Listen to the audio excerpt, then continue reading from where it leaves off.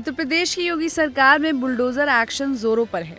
चाहे अपराधी कोई भी हो, ना हैसियत, न जात और ना ही दौलत, कुछ भी मायने नहीं रखता। योगी राज में हर जुर्म के अपराधी के घर बुलडोजर एक्शन जरूर चला है। लेकिन अब इस बुलडोजर एक्शन पर सुप्रीम कोर्ट ने एक सुप्रीम एक्शन ले लिया है। बुलडोजर न्याय के खिलाफ सुप्रीम कोर्ट ने सख्त संदेश देते हुए कहा कि एग्जीक्यूटिव सिर्फ इस आधार पर किसी शख्स के घर को नहीं गिरा सकती कि वो शख्स आरोपी या दोषी है। सुप्रीम कोर्ट ने अपने अहम फैसले में कहा है कि अगर किसी शख्स का घर सिर्फ इसलिए गिरा दिया जाए कि वो आरोपी या दोषी है तो ये पूरी तरह से असंवैधानिक है।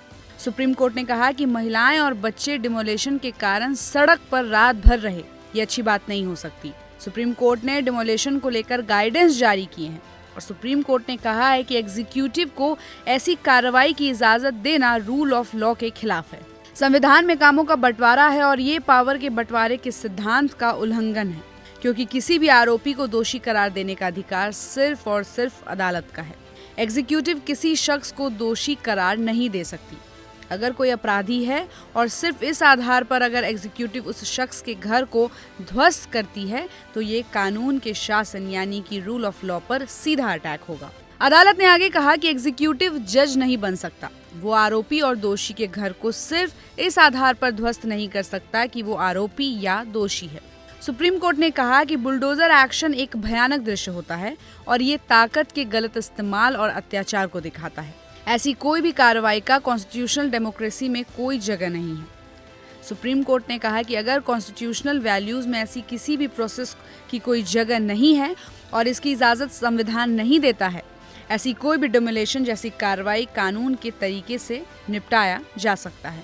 सुप्रीम कोर्ट ने कहा कि बिना कानूनी प्रक्रिया का पालन किए इस तरह से संपत्तियों को ध्वस्त करने के लिए पुलिस अधिकारियों को जिम्मेदार ठहराया जाना चाहिए।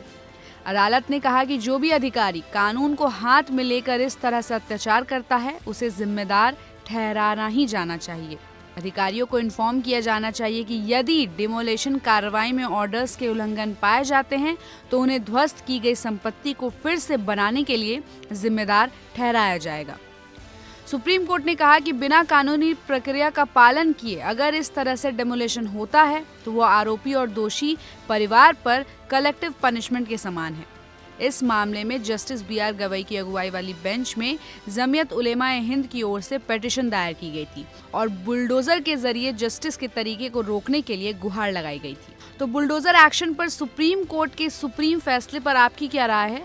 हमें अपनी राय कमेंट बॉक्स में दीजिए और ऐसे ही अपडेट्स के लिए देखते रहिए गुड रिटर्न्स। हमारे चैनल को लाइक और सब्सक्राइब करना बिल्कुल भी मत भूलिएगा।